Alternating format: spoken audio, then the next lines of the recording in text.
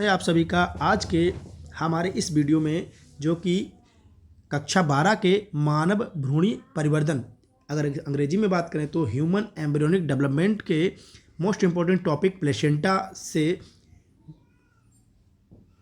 बनाया जा रहा है। इसमें हम बात करेंगे कि प्लेसेंटा क्या है, इसका क्या रोल रहता है मानव जीवन के विकास में, और यह जो है कितने भागों से और कौन कौन सी संरचनाएं मिलकर जो है प्लेसेंटा का निर्माण करती हैं। इससे पहले आपको बताना चाहूँगा कि आप सभी की एग्जाम डेट शीट जो है वो आ चुकी है, और आज से अगर हम कैलकुलेट करें दिनों को तो लगभग 89 डे जो है वो आपके पास लेफ्ट है। इसमें आप अपनी बेहतर पढ़ाई के साथ बायोलॉजी, देखिए बायोलॉजी एक हाई स्कोरिंग सब्जेक्ट है जिसमें आप 99 परसेंटाइल नंबर भी एब्जॉर्ब कर सकते हैं। तो हम क्या करेंगे, आज हम प्लेसेंटा के विषय में बात करेंगे। तो प्लेसेंटा के संबंध में कुछ हैंड राइटिंग नोट्स जो है वो मैंने अपने आप से हमसे तैयार किए हैं। आइए बात करते हैं प्लेसेंटा से संबंधित महत्वपूर्ण बातों की। तो इससे पहले एक से आपसे अनुरोध करूंगा कि अगर आपने चैनल को सब्सक्राइब नहीं किया है तो प्लीज़ चैनल को सब्सक्राइब कर लें, जिससे कि इंटर की वीडियो आपको इन 80 दिनों में बेहतर से बेहतर वीडियो आपको उपलब्ध कराई जा चुके हैं। तो आइए बात करते हैं प्लेसेंटा की। तो प्लेसेंटा, जैसा कि आप सभी लोग जानते हैं, प्लेसेंटा सबसे इम्पोर्टेंट पार्ट होता है माता और शिशु के बीच संबंध स्थापित करने का। चूँकि इसकी बात कम की जाती है, लेकिन प्लेसेंटा सबसे, मेरी नज़र में सबसे इम्पोर्टेंट पार्ट होता है जो माँ और शिशु के बीच में संबंध स्थापित करता है। आइए बात करते हैं प्लेसेंटा की। प्लेसेंटा को हिंदी में हम लोग अपरा भी कहते हैं, जैसा कि आपके सामने डिस्प्ले पर प्रदर्शित हो रहा होगा। अपरा या प्लेसेंटा ग्रीक वर्ड प्लेसेंटेशन से बना है, जिसका अर्थ होता है फ्लैट केक, जिसका अर्थ होता है फ्लैट केक। अब अगर हम बात करें ह्यूमन प्लेसेंटा की, तो इसका निर्माण निषेचन के तीसरे सप्ताह तक हो जाता है। इंपॉर्टेंट बात है, देखिए ब्लास्टोसिस्ट के बाद यदि कोई संरचना बनती है तो वह प्लेसेंटा होती है, क्योंकि यह शिशु को बहुत ही इंपॉर्टेंट, जैसे कि पोषण, श्वसन, उत्सर्जन आदि और महत्वपूर्ण जो है कार्य करती है। तो इसका निर्माण कब हो जाता है? तीसरे सप्ताह तक हो जाता है। इसका विकास देखिए किन किन अंगों से बनता है ये, तो इसका विकास जरायु, अर्थात इसी को इंग्लिश में कोरियन कहते हैं, तथा गर्भाशय भित्ति से होता है। ये इंपॉर्टेंट लाइन है इसका निर्माण जो है जरायु या इसी को कोरियन कहते हैं, कोरियन तथा गर्भाशय भित्ति से होता है।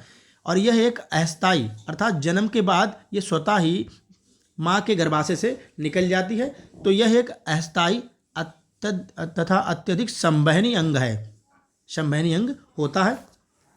यह अंग गर्भाशय तथा भ्रूण के रसांकुर से जुड़कर भ्रूण को गर्भाशय की दीवार से जोड़ता है। देखिए इंपॉर्टेंट बात है कि गर्भाशय तथा भ्रूण के रसांकुर यानी कोरियन से जो कोरियोनिक बिलाई होते हैं उनसे जुड़कर क्या बनाता है? गर्भाशय की दीवार से जोड़ता है। और यही जुड़ाव क्या कहलाता है?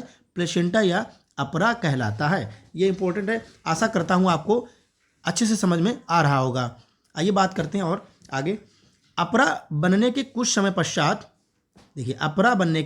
पश्चात अपरा या प्लेसेंटा तथा भ्रूण के बीच एक रज्जु समान संरचना नाभि रज्जु या नाभिनाल बन जाती है। इस नाभि रज्जु द्वारा शिशु का उदर अपरा से जुड़ा रहता है। आगे अगर हम बात करें तो जिसे हम लोग टुड्डी कहते हैं या तुड़ी कहते हैं, यही बाद में जब शिशु जन्म हो जाता है तो इसे डॉक्टर्स या हमारी जो गांव की महिलाएं होती हैं इसको काट देती हैं और यहाँ पर पिन या धागे से इसको बांध दिया जाता है। यही आपकी टुड्डी का निर्माण करता है। आगे बात करें अपरा की, तो यह HCG इंपॉर्टेंट क्या कार्य करती है बॉडी में?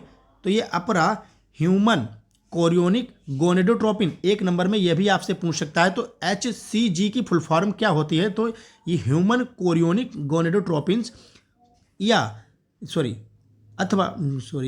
HPL human placental lactogen, estrogen यानी और प्रोजेस्टेरोन आदि हार्मोन्स का सेक्रेशन भी करती है। तो देखिए अपरा क्या करती है? HCG, HPL, प्रोजेस्टेरोन और एस्ट्रोजन इत्यादि हार्मोन्स जो बॉडी में सेक्रेट होते हैं, इनको भी सेक्रेशन करने का कार्य कौन करती है? प्लेसेंटा करती। आगे हम बात करें, देखिए मानव में यानी ह्यूमन में अपरा हीमोकोरियल सॉरी, यहाँ पर क्या होगा, गलत लिख गया है क्या, हाँ ठीक है। मानव में अपरा जो होती है वो हीमोकोरियल तथा मेटाडिस्कॉइडल दो प्रकार की होती है। इन्हीं दो प्रकार की होती है। कौन कौन सी? हीमोकोरियल या इसी को क्या कहते हैं, मेटाडिस्कॉइडल प्रकार की होती है। अपरा का आकार बिंबाकार या इंग्लिश में बात करें तो डिस्क शेप्ड होता है। ये इंपॉर्टेंट लाइन है। ये इतनी संरचनाएं आपको अपरा के बारे में बतानी है। आगे बात करते हैं। अपरा के दो प्रमुख भाग होते हैं। देखिए, अपरा जो निर्मित होती है छठे सप्ताह तक, यानी तीसरे सप्ताह तक या छठे सप्ताह तक इसका निर्माण पूर्ण रूप से कंप्लीट हो जाता है। तो इसके दो भाग होते हैं। एक तो होती है फीटल प्लेसेंटा या इसे शिशु या गर्भ अपरा भी कहते हैं। इसका निर्माण भ्रूण की कोरियोनिक बिलाई से होता है या रसांकुरों से होता है। आगे अगर बात करें तो मातृत्व अपरा इसे हम मैटरनल प्लेसेंटा भी कहते हैं। अपोजिट पार्ट किसका, जो फीटल प्लेसेंटा है इसका अपोजिट पार्ट होती है, अर्थात इसका निर्माण माता के गर्भाशय भित्ति से होता है। आइए इसे हम चित्र की सहायता से समझते हैं।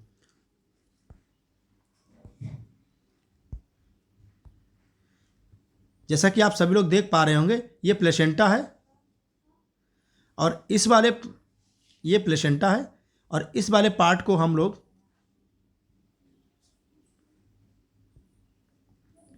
मैटरनल साइड बोलते हैं। इसको हम बोलते हैं मैटरनल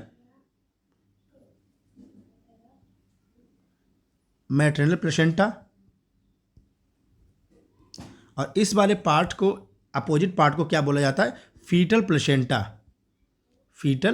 प्लेसेंटा। तो इसके दो पार्ट होते हैं। जो गर्भाशय की ओर होता है, गर्भाशय से भित्ति की ओर होता है उसे मैटरनल प्लेसेंटा कहते हैं, और जो अंदर की ओर होता है उसे फीटल प्लेसेंटा कहते हैं। अर्थात ये शिशु की ओर होता है और ये माता के गर्भाशय की ओर होता है।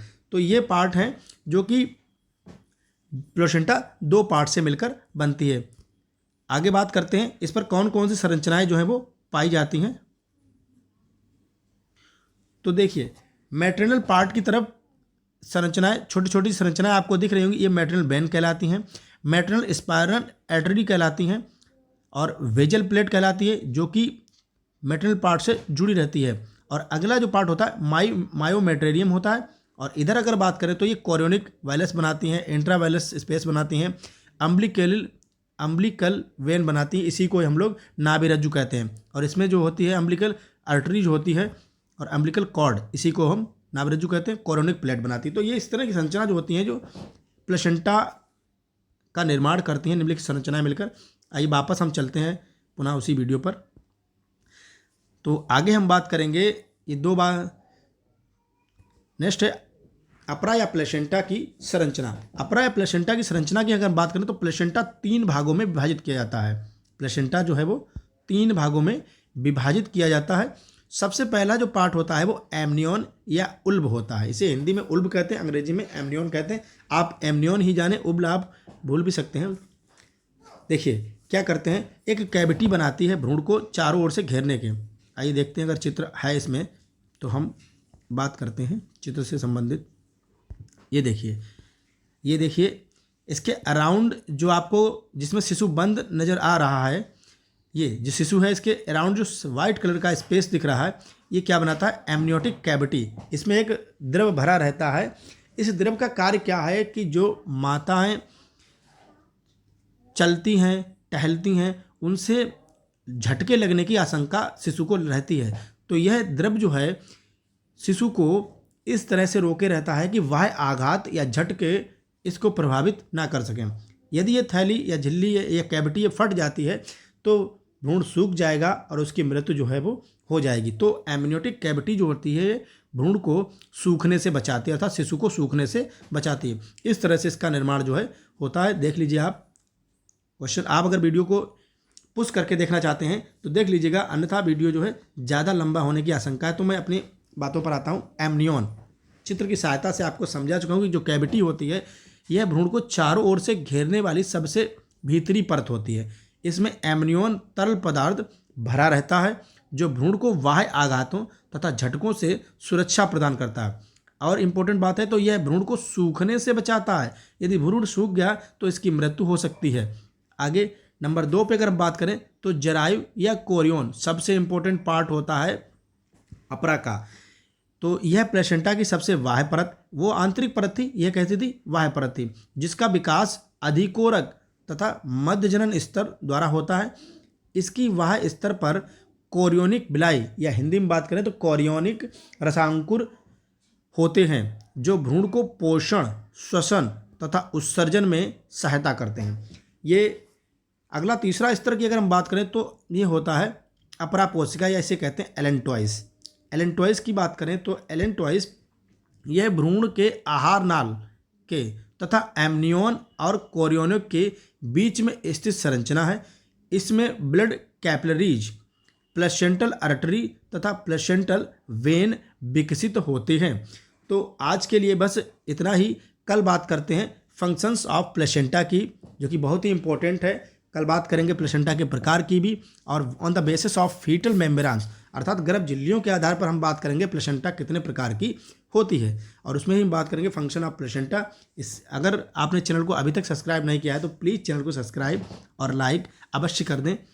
आपके लाइक और सब्सक्राइब हमें मोटिवेशन प्रदान करते रहते हैं, जो कि अन्य और वीडियो बनाने को हेल्प करते हैं। वैसे तो मैं कभी कभी 8 महीने तक गायब हो जाता हूँ, कोई वीडियो अपलोड ही नहीं करता हूँ। जैसे कि पीछे की आप अगर हिस्ट्री में जाएंगे तो 8 महीने से अब वीडियो अपलोड करना शुरू किया है। इसी के साथ